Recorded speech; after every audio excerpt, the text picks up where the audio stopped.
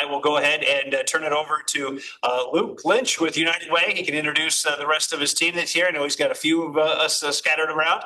So Luke, I'll let you take it over. And if you need anything, just give me a shout. Great. Thanks, Brett. Thanks all of you for taking time to be here today. So I'm Luke Lynch, Senior Community Engagement Officer at United Way of Central Iowa. Here to share a little bit about our Ride United program. Actually, my colleague Vanessa is going to share more about that, but also want to share a little bit about United Way and our role in the community. Before I do want to introduce a few colleagues over here. I've got Alexa Lloyd, our Community Engagement Manager at United Way of Central Iowa, and Joy Talmone, who may be familiar to you. She's our Volunteer Engagement Officer. She'll be sharing some of the work that she does in response to emergencies in our community. So here to talk about the 211 or the Ride United, which is a program through 211, and you've probably seen it advertised a lot recently, particularly through the neighbors of this building. Polk County Health Department shared it last week on Facebook, and it's really taken off, which is great. We want to make sure that others in the community, everyone in the community has access to it and knows that the program exists. Before we get to that, before Vanessa shares more details about it, just wanted to give you, like I said, kind of an overview of United Way of Central Iowa, United Way for all, and then United Way of Central Iowa. So United Way Worldwide is an organization in DC area, Virginia, headquartered there, but across the world, there are 30 countries represented and over 1,100 local United Ways. So it's a federated model. Every individual United Way is independently governed. We have our own board here in Central Iowa, and we cover, you'll see in a second, 3 counties here in Central Iowa.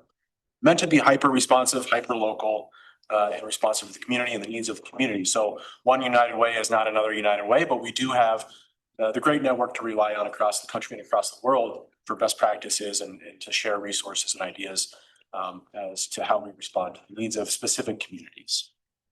So United Way Worldwide was founded in 1887 by a woman, a priest, 2 ministers, and a rabbi, with the goal of making their community a better place in Denver. And it started out, I know it sounds, I see some laughs, it sounds like a joke. The start of a good joke. It's not, it's a really good program and a good nonprofit. And really things have grown from it since that 1887 founding. It was later renamed the Community Chest. So it was a place for really folks to organize donations for, and then to respond to, so that you didn't have individual organizations asking for fundraising. It was one place where our entire community could come together and say, okay, we're going to give to this community chest.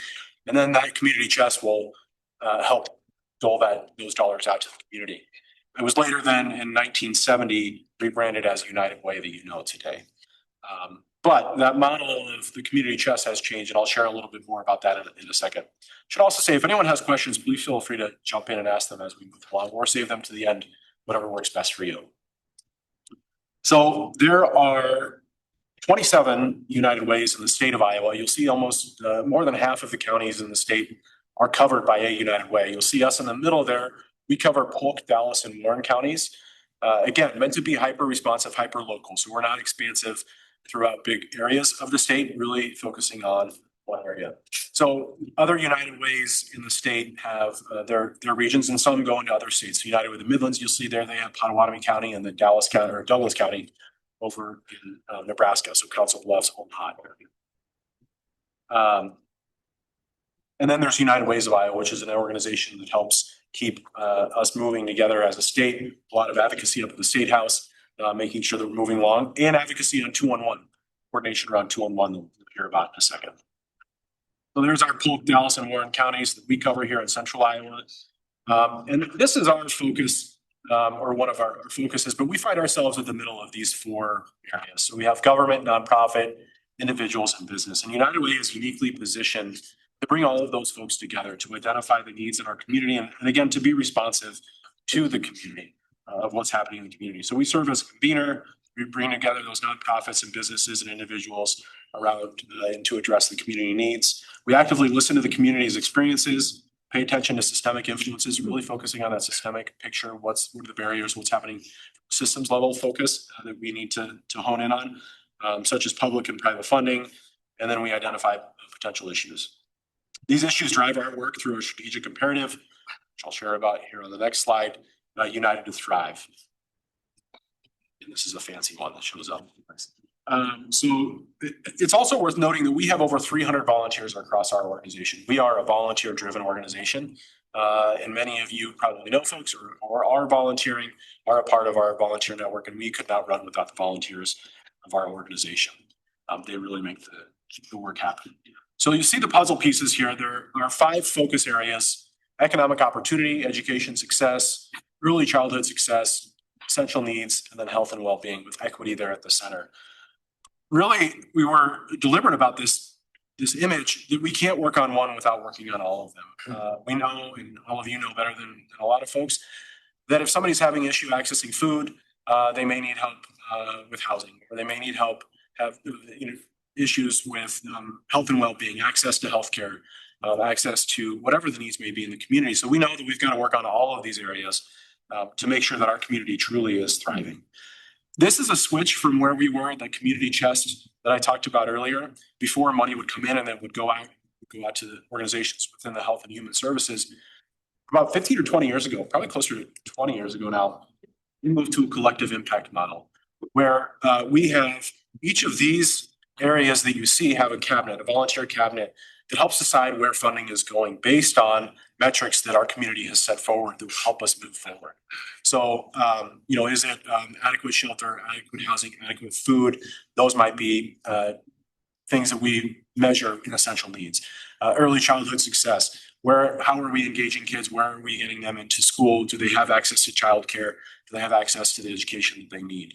And economic opportunity. Do people have access and education to get a job, or to upskill to get jobs that are out there that might be qualified for?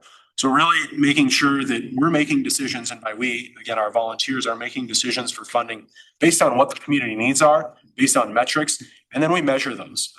We have our funded partners all report back what's happening in the community, how they are impacting the community and moving it towards those goals. And I want to be clear that it's not just a one way, like tell us what you're doing. It's how can we help? How can we connect you with the other organizations who are doing this work, really to make sure that we're moving forward as a community. So I mentioned those funded partners. There are over 100 funded partners within Central Iowa and over 150 funded programs.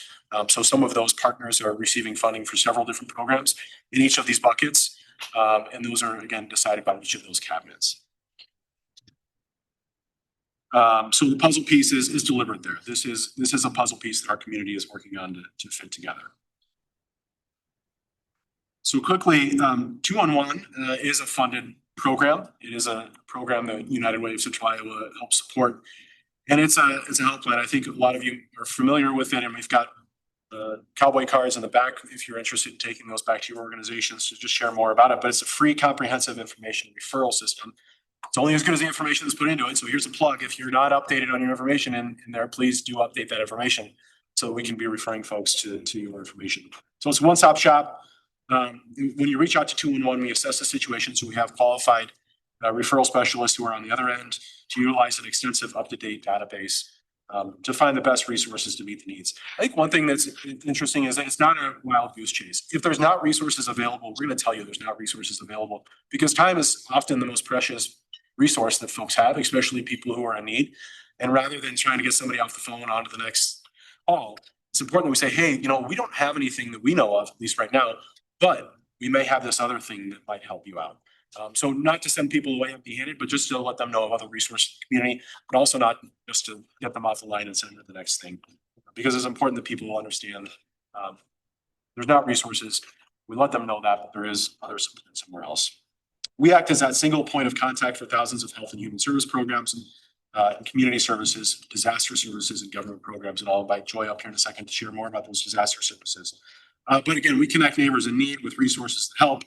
Those trained specialists are providing those referrals for food pantries, utility assistance, employment, support, childcare, mental health services, and much more. So again, another plug. Please, if you've got information to share there, please do share. So how does 2-on-1 work? Folks can call 2-on-1. So it's similar to 911, 988. We've got cards like this. I don't think we have them with us, but if you're interested in receiving a card like this, let me know. We can get them to you. But it really is that number that folks can call. We want it to be just as well known as 911. If I'm in need, if I know somebody in need, if I'm, oftentimes we've heard of folks who are home visiting family over the holidays and realize, wow, mom and dad aren't doing as well on their own. They're not able to keep up with things. What do I do? They can call 2-on-1 to identify what are the resources in the community that might be available to help them out. We have that database of 13,000 resources to help find the right services. Referrals are usually given over the phone, but can be emailed or texted. or online. In crisis situations, of course, we always want folks to call 911. We don't want people to call on 211 right away, but we are able to do that work handoff to 911 if needed. 211 offers 240 languages, and so they can press 1 for English, 2 for Spanish, or 3 for other languages. And the call specialists then connect with other services. So I will invite Joy up now to share a little bit about our emergency response and Joy's connection to that and her role in the community as a United Way. Yep. So I'm Joy Talmone, Volunteer Engagement Officer at United Way. I'm going to really kind of talk about those 2 top pieces that you see on the screen. So I work with Laura Kaser in particular in the back during times of emergency. So I've been with United Way now for over 12 years. And while primary things are going to be, the disasters are going to be things like flooding, right? That always seems to happen as we're moving into the spring here. We'll help with sandbagging or whatever else we do those call outs. So as Luke mentioned, we've got about 300 volunteers, but that's going to really just be those volunteers that are working to help with our investment process, with our board and cabinets. That does not include the literal thousands. We're close to 10,000 volunteers that we can activate in different times of need. So whether it's working direct service with a book buddy program or helping us go out and clear tree limbs like we had about 18 months ago. So one of my roles then is to work directly with Polk County Emergency Management here to utilize or to identify those needs and then identify the appropriate volunteers to go out into the community. And again, it can be everything from just helping with taking phone calls because the 211 line does get quite busy when we have a natural disaster happen to folks, like I said, going out to the community and helping support our neighbors in need. So really just then, again, those statewide emergency management plans, specific ones here in Polk County, and then mobilizing through times of disaster, utilizing our 211 services. So yeah, anything, let me know. Thanks, Joy. And then just to that point of relieving the pressure on 911, so in non-emergency instances, folks can call 211. We encourage that. And then also to be a response for a great example is COVID-19. We were the statewide hotline for COVID-19 calls and also scheduling some vaccine clinics there. So just available in a wide array of issues or areas to help out when needed. So that was the rundown on 211. Any questions before we move on to Ride United? I have a question. Yes. So is there another agency that covers all the other counties that Yes. aren't covered by United Way? Yeah, great question. So just because there's not a United Way in one of those counties doesn't mean that 211 doesn't cover. So 211 covers all 99 counties in the state of Iowa. Okay. And it's run out of United Way the Midlands, partners over in Omaha. Also be upstairs. Okay, thank you. Yep. One of the first questions that you're asked when you call 211 is your zip code, and that's what pulls down their database to know what resources to recommend. Okay, thanks. And I'll actually also add during times of disaster, so when we had the large wind event in Cedar Rapids a few years ago, the derecho, that particular area wasn't able to be covered by United Way staff or 211 staff. And so they actually transferred it to another 211 location to help provide those services, knowing that their staff would actually be on the ground, right? They were affected personally. So it is a really great opportunity or really great network across the US. So if there was something really, really large, we actually have, there's a backup and then there's another backup, right? So you might be talking to somebody in Florida, but because of the way the 211 system works is because it's zip code oriented, they're going to pull down exact information for you. So it does help when we have some of these larger disasters.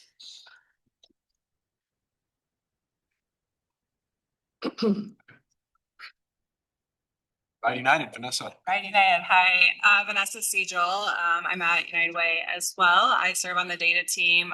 So Luke mentioned all of our funded programs. I work directly with them and the volunteers that make those funding decisions to gather that impact data.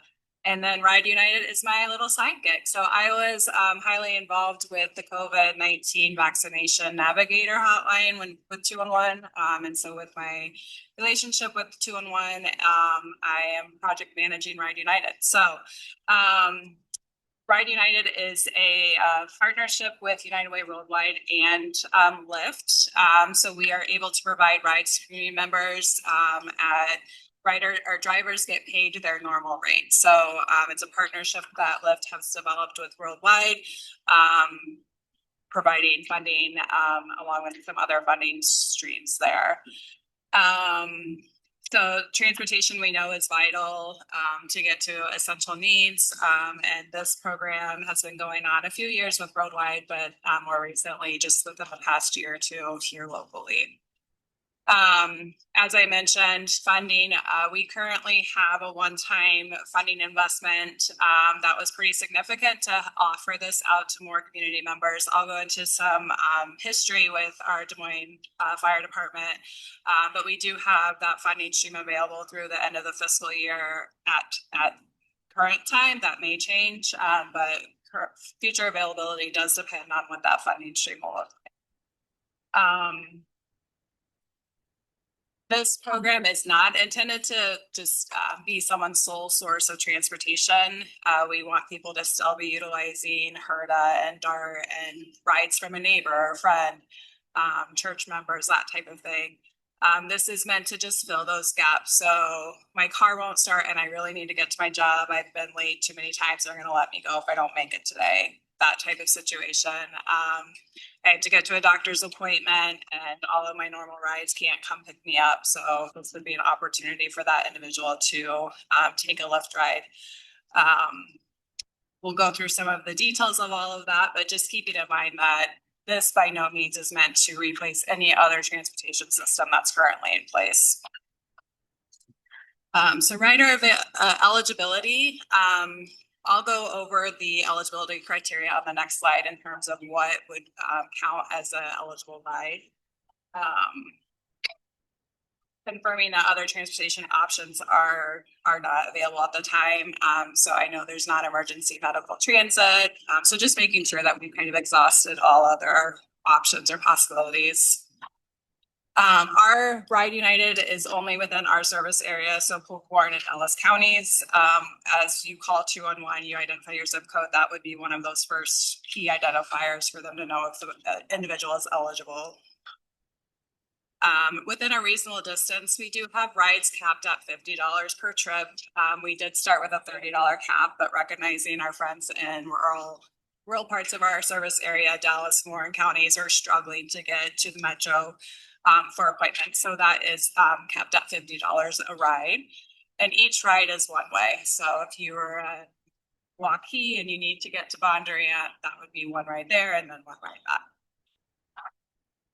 And because it is through Lyft, there is a policy that the individual must be 18 years or older. So Lyft does accommodate for children if you provide your own booster seat. Our current Lyft system doesn't have the wheelchair accessible vehicles like some communities do. So if an individual is in a fold-up wheelchair, that they would be able to accommodate them, but not the vehicles that would load the wheelchair in fully. So approved use cases. Basically, any essential need that an individual in the community might have is eligible. So economic stability, if they're going to a VITA appointment, if they have a financial coaching class to get to, food, so grocery stores, pantries, if they're going to a SNAP or WIC benefit appointment, housing, that could be emergency shelter or an apartment, meeting, anything in that category. Education, commute to or from school, enrollment, if you need to go pick up your laptop or go to the library. Health, this is our biggest category currently of need. Basically any appointment or prescription pickup or if a return ride from the hospital or a doctor's appointment. Employment, job interview, commute to or from work, keeping in mind that this, again, is not intended to be that main point of transportation. So kind of that emergency situation where they need to get to their work or get brought home. And then legal, if there's court-ordered probation or parole, that type of stuff. So again, any essential need is covered here. The program is limited to 10 rides per individual. Again, this was something that we did increase. It had been for when we launched this more openly back in September. The 211 staff keep a list of all of the individuals that are using the program. So they are on the phone a lot. They start recognizing names and they keep track of that. So there might be the one or two that get by with a few more rides, but that is capped at 10. About 10 per year. 10, so yeah, with the current funding, it would be through June 30th. Would that count 2 rides for one? Yeah, so if I'm going to an appointment and back home, that would count as 2 rides. Any other questions so far? Okay. So how it works, an individual or somebody on their behalf would call 211. 211 has a list of questions that they always ask every caller, including your zip code. They have some demographic questions that are always going to be asked. So when you do call, keep in mind that that does take a little bit of time just to get through to a 211 specialist and then go through those series of questions. Most of it's for funding that they have to report back on, but it's all any personal identifiable information is kept with their system. And then if anything is shared out, it's always on an aggregated level. So the individual will talk with the 211 specialist. They'll address any other needs they might have or any resources they might need. And then they can log into the Lyft portal and look for availability for a driver. Within the Des Moines Metro, usually not an issue, but again, in those rural communities, sometimes it might there might not be a driver available, or it would be outside of that limit of funding available. They would, again, there's a few more questions that they will then ask to get that individual the ride set up. Obviously your pickup address, drop off address. There's a few other, how did you hear about us? That type of stuff. Once the ride is confirmed, the 211 specialist will then provide that information to the caller. Johnny's coming in a black Toyota in 15 minutes, be outside your front door. If they have a mobile phone number, they will then also receive Lyft notifications via text by their Lyft driver. Examples allowed. So just a few examples. Participants need to get to a funded agency or a community agency and their normal ride fell through. Getting your prescription or a ride back from a medical appointment, job interview that might not be on the DART line. Some examples that are not allowed, anybody under the age of 18 needing to get a ride on a consistent manner to your nightly class. And then another thing that's not allowed is multi-stops. So if an individual is getting picked up from the doctor's office, needs to go to the pharmacy and then home, that would need to be 2 separate rides, 2 separate calls to 211. A few reminders. Again, there's that 10 limit ride per individual. Again, that's individual, not household. It's not intended to be sole source of transportation, and the program is currently running through June 30th unless funds run out before that, and the future will depend on future funding. So because I'm in the data world, we're going to share just a little bit of data. This date is through Sunday, I believe. So as you can see, almost half of our calls are related to health needs of some sort. Most are getting to or from a doctor's appointment. Recently, with the most the share out that we've had on social media last week, employment has ticked up quite a bit. It had been running about 20% of our calls, but we have noticed that a lot are using it for employment within the past week. Food, again, that's access to food pantries, grocery stores, or benefit appointments as well. Housing, economic stability, legal, and education are our smallest current use case. And then we also track where they're getting picked up and dropped off. Residency is that primary pickup and drop off location, and then hospital and clinic, which follows based off that health need as well. So the past year and a half or so, this program has been running kind of undercover. Individuals would call 211 if they had a need that the 211 specialist identified. They would be able to access the Lyft and get them a ride. We've also been partnering with Des Moines Fire Department over the past year. But again, with funding, things were kind of, they'd be on and off, not very consistent. So we are going to invite our friends at Des Moines Fire Department to share kind of their insights, any success stories or highlights from the program.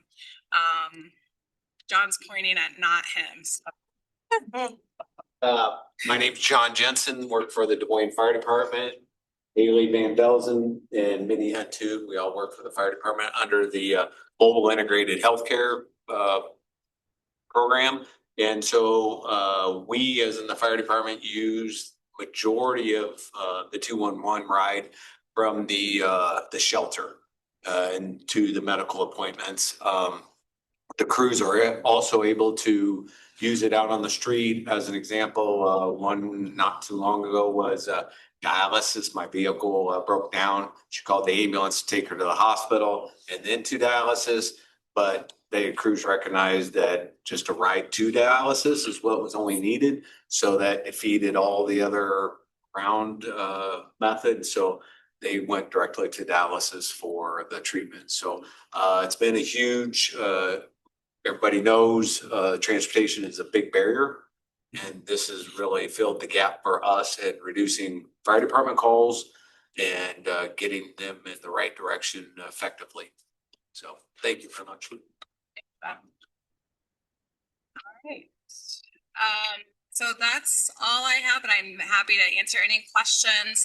The QR code will take you to the website. We also have some wrap cards and flyers. I have this digitally as well, if anybody would like that. My contact info card is back on that table.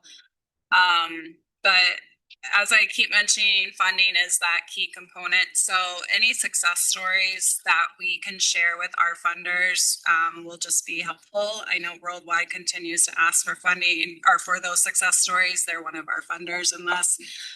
So if you have clients or neighbors that are using the program and have a success story they would like to share, I would love to have that. But also available for questions as well. Yes. I have a question. I think the biggest thing when we use it is what are the hours that it is operating? We opened that up, correct? I believe, yeah. So it should be 24 hours as long as there's a driver available. Okay. But I will make sure 211 knows that there's sometimes miscommunication there with, because Midlands also has a Ride United program that's operated in their community.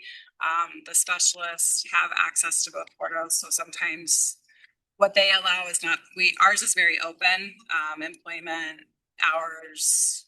I will say too, like, kind of to piggyback off is every time that we've called for a ride, and sometimes when I'm at the shelter, it will be like a 10:30 PM timeframe, and that's where it usually got a little, if someone answered.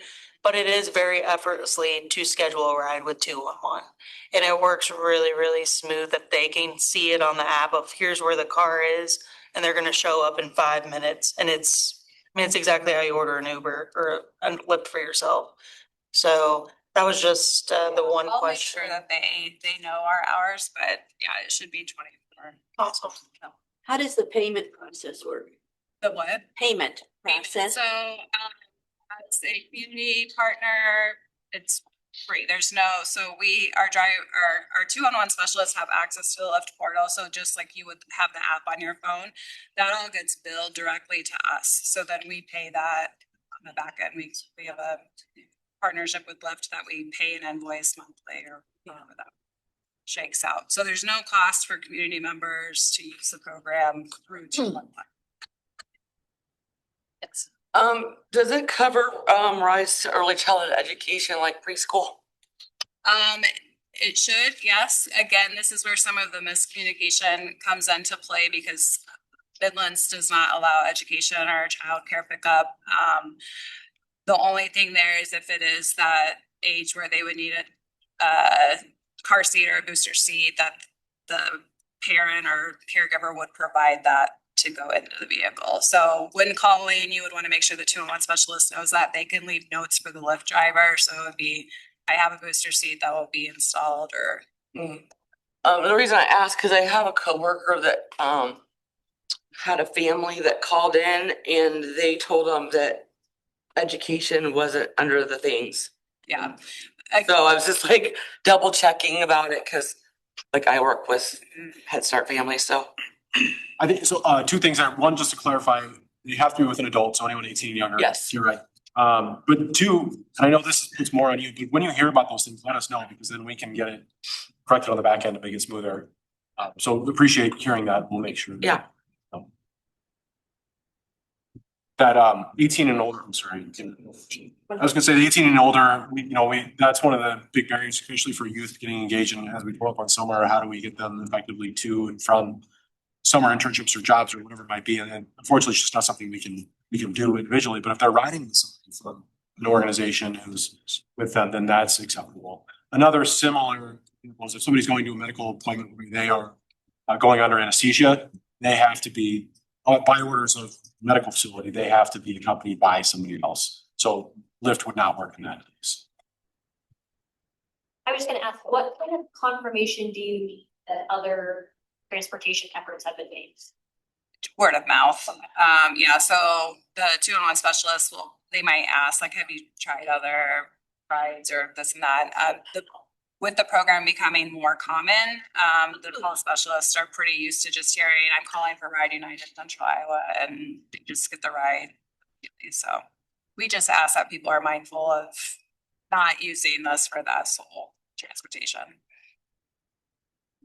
And that's what we did with those 4 ride limit. We increased it because we heard that, one ride there, 1 ride back, that's 2 rides and I'm halfway done. So we increased it to 10, hoping that would take away some of that, but also it's, people have a consistent ride sometimes. They don't want to give that ride up for a day, then that ride might be on to somebody else. So it's important that we strike the right balance, that this is an option that is available to you. We want you to take advantage of it, but it's also not, because it's just not, we can't do that for everyone. We'd love to, but we can't do that. And I think that's where with the fire department, the past year, they can attest that, like, we would call me like, oh, we're out of rides for the month, or we'd shut it down. And so it's very inconsistent, very just kind of up in the air on how things were going. We're pretty confident we'll be able to get through June, no problem, unless something blows up uncontrollably. But it's the inconsistency is what we've heard as that barrier of like, well, I was hoping to use this program for this appointment, but then I called and there wasn't any rides available, or however that means. Yes. Is this immediate need, or can they schedule it like a day before if they know? It's an immediate need. So you would call 211 and they would dispatch it on the spot. Some Ride United programs throughout the country do have like a voucher program or scheduling. We just aren't using it that way currently. If I'm a refugee and I have a medical appointment, say they're coming to the health department and the appointment can take 3 hours. Mm-hmm. You schedule your ride there and home, or do you have to get there and then call 211 again to schedule your ride home? Yeah, you would need to call for that return ride. So we know that some individuals might not have a mobile phone. That's where we're hoping, since 211 can be used anywhere, we're hoping the office would allow somebody to call 211. If you go to the website, there's a simulated call. It's my voice, I hate it, but it's there. But you can listen to it. It's not that long of a process to call to get that ride dispatched. So hopefully people would be accommodating to let them use a phone. Other question.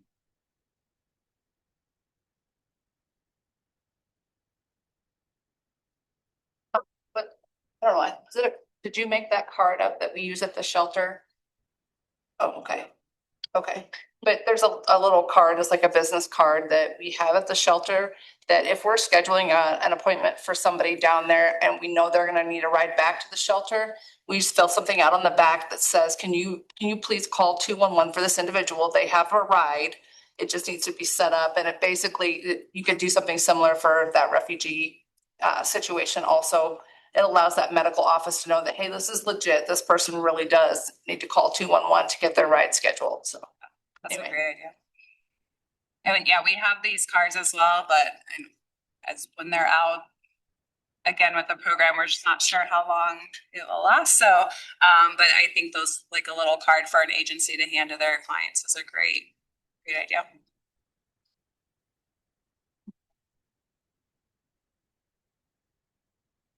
Any other questions? Well, pregnant pause here for a second. It's not quite a pause when I'm talking. Well, thank you all for being here. Contact information you can find it on these on the website here for Vanessa. My contact information was on the slides. If you have questions, please reach out. If you've got areas where, hey, we ran into this problem, we would love to hear that. And just a quick email. Yeah, another question. Well, I just remember a situation I heard of. Women at Fresh Start want to go out to Dress for Success. They take the bus to Merle Hay. They get an Uber to go to Dress for Success. They're trying to figure out if they can get volunteers to do that. But it sounds like this might be an option for them. Okay.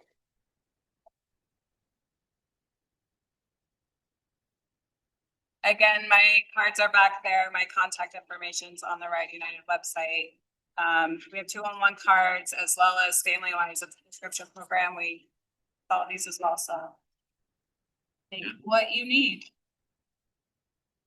Well, thank you for sharing today. Thank you to everyone for coming and listening this afternoon. Again, I know we get you at the door if you have questions.